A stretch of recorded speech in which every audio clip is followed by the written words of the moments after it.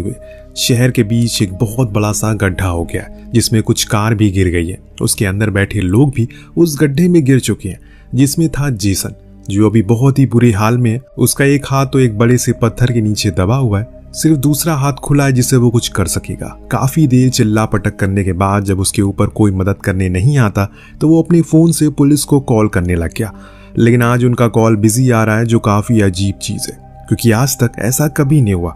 इसीलिए वो अब अपनी पत्नी को कॉल लगाने की कोशिश में लग गया, लेकिन उसका भी कोई जवाब नहीं आ रहा है। हो क्या गया है सभी को, कहाँ चले गए सब? इसी सवाल के तले वो दबा था कि तभी उसकी नजर उसी गड्ढे में बनी एक टनल पर गई, जो दिखने में ऐसी लग रही है जैसे मानो अभी कुछ देर पहले ही उसे बनाया गया हो।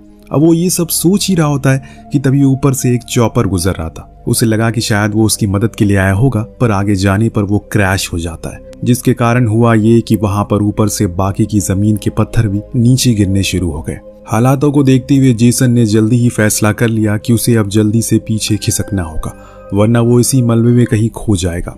सदियों के लिए वो फौरन कीड़े की तरह रेंगते हुए पीछे आ गया और इतने में जिस जगह पर वो था वो पूरी तरह से पत्थरों से भर गई, यानी कि ऊपर जाने का कोई रास्ता नहीं बचा। यानी कि अब उसे पीछे ही जाना पड़ेगा उसी गुफा की तरफ जो उसने देखी थी।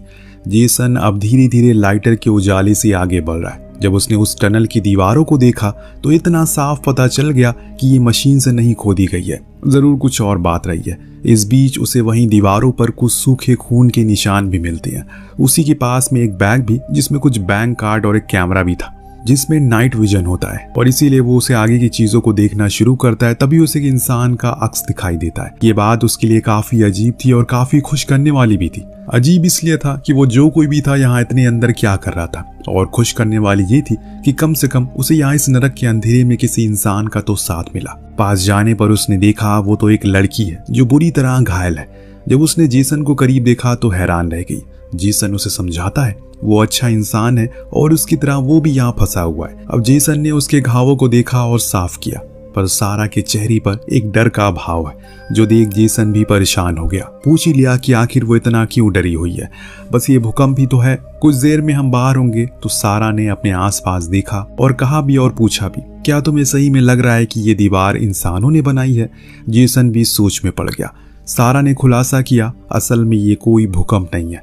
दरअसल कुछ दिन पहले हमारे शहर की जमीन अंदर से खोखली हो चुकी थी, क्योंकि कुछ जीवों ने हम पर हमला किया और इसीलिए अब सब रोड और बिल्डिंग एक एक करके गिरते जा रहे हैं। उसकी ये बातें सुन जेसन को फिजूल लगती है, क्योंकि ऐसा कुछ भी नहीं है। उसे लगता है कि शायद वो थोड़ा पैनिक कर, इसीलिए सारी कहानी वो बना रही है खुद के दिमाग में।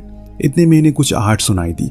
सारा ने फौरन अंधेरा कर दिया और चुप रहने को कहा। जेसन कहाँ मानने वाला था, वो तो कैमरा निकाल लेता ये देखने के लिए कि वहां पर क्या है। हालांकि उसे कुछ नजर तो नहीं आया, लेकिन एक सरसराहट सी उसे भी महसूस हुई।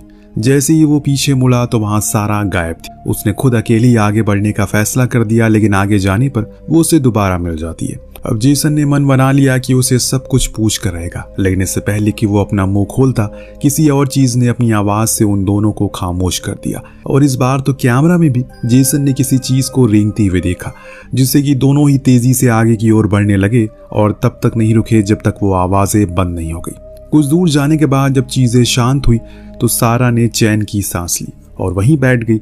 उसके चेहरे पर डर था, लेकिन एक सुकून भी था कि वो बच गई। इन्हीं बातों के दौरान सारा ने बताया कि वो अकेली नहीं थी, बल्कि उसकी छोटी बहन और उसका पूरा परिवार भी उसके साथ रहता था। लेकिन जब ये भूकंप आया तो सब कुछ तबाह हो गया। उन जीवों ने मेरी छोटी बहन को मेरे सामने घसीट लिया और मैं कुछ कर नहीं पाई, सिवाय देखने के अफसोस कि उसे ये खुद नहीं पता कि वो क्या चीज है और कैसे आई। लेकिन हाँ, इतना जरूर पता है कि उसे बचकर रहना होगा, वरना सब मारे जाएंगे।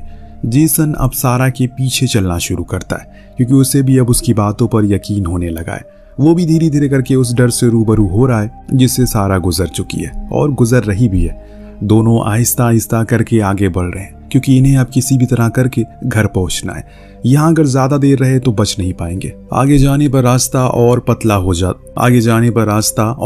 होता जा रहा है। एक तो ऐसा मोड़ आया जब इन्हें रेंग कर आगे बढ़ना पड़ रहा है, पर घर जाने की जिद इन्हें वो भी करने को मजबूर कर देती है।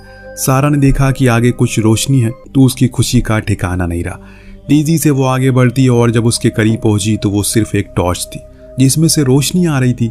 इस चीज से सारा और ज्यादा निराश हो जाती है, क्योंकि उसे पूरी उम्मीद लगा ली थी कुछ तो है आगे, खैर अब जेसन उसे समझाता बुझाता है कि हमें हिम्मत तो नहीं खोनी चाहिए, बस कोशिश करते रहना चाहिए। सारा ने तो उस टॉर्च को उठाया, फिर आगे बढ़ गई। कुछ दूरी पर इन्हें एक घायल शख्स मिला, शायद वही इस टॉर्च का मालिक होगा। सारा ने उसे उठाने की कोशिश की, लेकिन अफसोस कि वो अब दुनिया में नहीं रहा।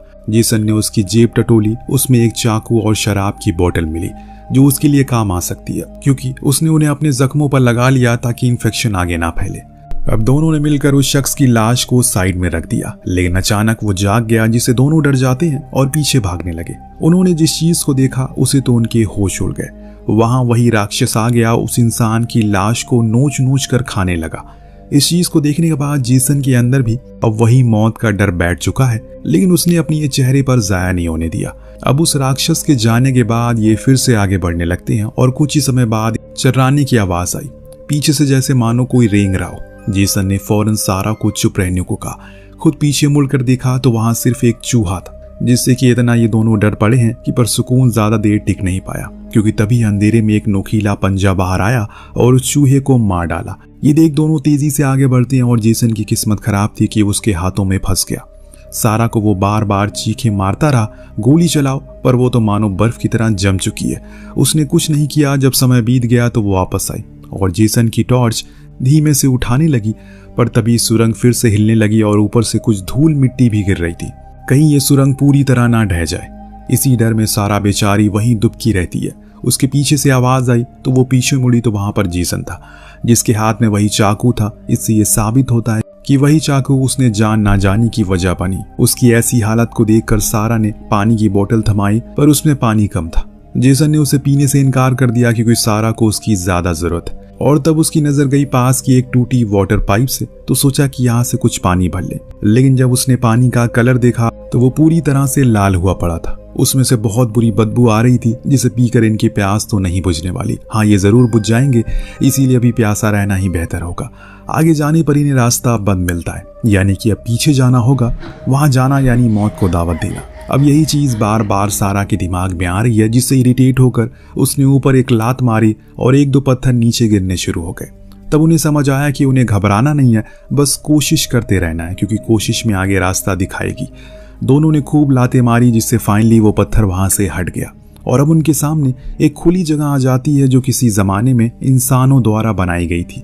शायद ये पाइपलाइन होगी, लेकिन अभी इस समय पर वो चारों तरफ से सिर्फ इंसानों के शरीर के टुकड़ों से घिरे पड़े हैं, जो देख सारा और डर जाती है। लेकिन जेसन का ध्यान तो ऊपर ही था, उन जालियों पर था, जहां से धूप के साथ साथ इन्हें उम्मीद भी नजर आ रही है। अब ये दोनों ही उसे तोड़ने में लग गए, लेकिन तोड़ नहीं पा रहे, क्योंकि वो बेहद ही मजबूत थी, जो देख इन्होंने मन बनाया कि अब हमें किसी औजार की जरूरत पड़ेगी और तभी ये टूट सकती है, वरना ऐसे हम अपनी सिर्फ एनर्जी बर्बाद कर रहे हैं। सारा भी मान गई, तलाश में लग गई। तभी अचानक से इन्हें ऊपर कुछ फायरिंग की आवाज आई। जब ऊपर देखा तो वहां पर कुछ हथियार बंद सैनिक खड़े थे। ये नजारा दोनों के लिए मान अनमोल था, क्योंकि अब वो बच सकते हैं। जेसन ने चिल्लाते हुए कहा कि हमारी मदद करो, हम यहाँ फंस चुके हैं। ऊपर से आवाज आई, हाँ हम कुछ टूल लेकर आते हैं इसे काटने के लिए, तब तक तुम लोग सब्र बनाए रखो। आखिर इनकी जान बची गई, पर क्या सच में बच गई? जी नहीं, एक शोर ने ऊपर सब कुछ खत्म कर दिया। एक विशाल राक्षस आकर उन सभी सैनिकों को मार डालता है, जिनकी खून की बूंदें सारा और जेसन के मुंह पर आकर गिरती है। समय रहते इन्होंने एक पतले सक्रिय जगह पर आसरा लिया। वो जगह किसी गंदे नाले का स्रोत लग रही है। इन्हें अगर खुद की जान बचानी है तो उसमें कूदना पड़ेगा। फिर पहले जेसन गया नीचे उस गंदे पानी में। उसने खुद को संभाला और नीचे जाकर कुछ चीजों को टटोला तो पता लगा कि नीचे एक निकास द्वार है। फौरन ऊपर आकर उसने ये बात सारा को भी बताई और कहा कि तुम्हें नीचे आना ही होगा। उसे भी हालातों का जायजा था, इसीलिए वो भी कूद गई। सुरंग ज्यादा लंबी नहीं थी, इसीलिए जल्दी ही दूसरी तरफ आ गए। पर सारा के हालात अब ठीक नहीं लग रहे। उसके पैर जख्म हो चुके हैं, जो उसे और ज्यादा तकलीफ दे रही हैं, जिससे कि अब वो सही से चल नहीं पा रही है। जेसन उसे हिम्मत देता है, क्योंकि अगर वो हार मान गई तो उसकी भी हिम्मत जवाब दे देगी। दोनों ही रेंगते हुए अभी भी आगे बढ़ रहे हैं, लेकिन अंत में जाकर इन्हें इनकी मेहनत का फल मिलता है। एक धूप थी जो इनकी उम्मीद की किरण बन रही थी। वहां एक द्वार था जहां से बाहर निकला जा सकता है। दोनों वहीं चैन की सांस लेते हुए कहते हैं कि अब फाइनली वो बच जाएंगे। जेसन अपने घर जाकर अपनी पत्नी से मिल पाएगा, सारा भी अपने घर को लौट जाएगी, इस नरक से छुटकारा पाएगी। लेकिन दोस्तों, शायद इनकी किस्मत में अभी आज़ादी लिखी ही नहीं है। इनके सामने एक विशाल राक्षस आ गया। इतनी जल्दी वो इनके करीब आया कि इन्हें वहां से खिसकने का समय नहीं मिला। सारा ने खुद की सांसें तक रोक ली, कहीं वो सुन ना ले। पर इनकी किस्मत अच्छी थी, वो अंधा था, इसीलिए अपने सामने बैठे दो इंसानों को देख नहीं पाता और वहां से चला जाता है। जिस गुफा में वो गया था वो इनकी और आज़ादी के रास्ते के बीच में थी, इसीलिए इन्हें बड़ी सावधानी से आगे बढ़ना था। सारा तो बार बार रुक जा रही थी, वो इतना ज्यादा डर चुकी थी। लेकिन जेसन उसे पीछे से बार बार हिम्मत दे रहा था कि आगे बढ़ते रहो, रुको मत, बस कुछ ही देर और। लेकिन अचानक जब वो कुछ दूर और रहेंगी तो वहां रुक गई। जेसन को लगा कि शायद वो थक चुकी है, इसीलिए रुक गई होगी। जब वो सच्चाई से रूबरू हुआ तो उसकी खुद की दिल की धड़कन रुक गई। सारा ने अपना दम तोड़ दिया था और यही हकीकत है जिसको जेसन भी अपना लेता है, इसीलिए अब उसे आगे अकेले ही बढ़ना पड़ेगा। लेकिन यहाँ एक परेशानी थी, जिस रास्ते से ये लोग आगे बढ़ रहे हैं वो बहुत ही पतला है, जिसमें अब सारा की लाश आ गई है और जेसन उसके साइड से नहीं निकल पाएगा। तभी अचानक हम कुछ आवाजों को दोबारा सुनते हैं। ऐसा लग रहा है कि मानो सारे के सारे इसी तरफ आ रहे हैं, पर वो अभी तैयार था। अब कांपते हुए हाथों से उसने सारा की बंदूक उठाई और उसी दिशा की ओर करके तान दी। अब अगर मरूंगा तो लड़कर मरूंगा। तभी पूरी टनल फिर से कांपना शुरू हो गई, कुछ पत्थर नीचे गिरने लगे। इस दरमियान जेसन को ख्याल आया क्यों ना वो सारा की लाश को जला दे, फिर उसका रास्ता साफ हो जाएगा। पर इससे काम नहीं बनेगा क्योंकि इतनी पतली जगह आग का जलाना मानो खुद चिता पर बैठना होगा। वो रुक गया और बस वहीं लेट गया, अपनी मौत का इंतजार करने लगा, क्योंकि अब बस यकीन हो चुका है उसे कि अब कुछ नहीं होने वाला। शायद उसका अंत अब करीब है। अपने आखिरी पलों में उसने अपने सबसे करीबी लोगों की वीडियोस चलाकर देखना शुरू किया। इस चीज से आप अंदाजा लगा सकते हैं कि अब उसकी मौत करीब है। इस बीच उसका फोन पर एक नोटिफिकेशन आई।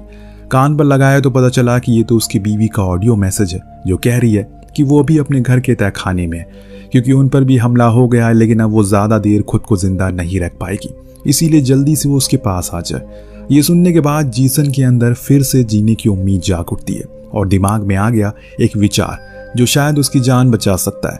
उसने एक अलार्म लगाकर सारा की लाश पर रख दिया और खुद पीछे जाकर छुप गया। जैसे ही वो अलार्म बजा, सभी राक्षस अपनी अपनी बिल से बाहर आए और उस आवाज को सुन जैसे उसने सोचा था वही हुआ। सारा को वो घसीट कर ले गए। जेसन के लिए रास्ता अब साफ था। वो आजादी से कुछ ही कदम दूर था, लेकिन ये कदम अभी इतनी आसानी से खत्म नहीं होने वाले, क्योंकि वो बीच रास्ते में ही था तो वो गलती से उसी गुफा में गिर पड़ा जहां वो सभी रहते हैं। इसे आवाज हो जाती है, जिससे हुआ ये कि कुछ उसके ऊपर आ गए और जेसन के पैर को पकड़ लिया। उनकी पकड़ इतनी मजबूत थी कि जेसन ने पूरी जान लगा दी, लेकिन फिर भी खुद को छुड़ा ना पाया। उसकी नजर पड़ी उस शराब पर। वो पूरी शराब उसी पर डाल दी और आग जला दी। आग के डर से वो वापस अपने बिल में भाग गए और कुछ इस तरह से रेंगती हुई जेसन उस टनल से बाहर आ गया, जहां पर एक ठंडी हवा के झोंके ने उसके खून को ही जमा दिया, क्योंकि अब वो ये शहर नहीं रहा जो पहले हुआ करता था। जहां जहां तक नजरें जा रही है सिर्फ उसी राक्षस के अंडे थे। खुद को वो उस पूरे शहर के ऊपर मंडरा रहे हैं। उसे भी समझ आ चुका है कि अब बचने की कोई उम्मीद नहीं है, क्योंकि अगर वो यहाँ से बाहर रोड पर निकल गया तो मारा जाएगा। कुछ इस तरह से आज की कहानी थी, यहीं समाप्त होती है। पर आपको क्या लगता है, क्या जेसन अपनी बीवी के पास पहुंच पाएगा या फिर नहीं? हमें कमेंट करके जरूर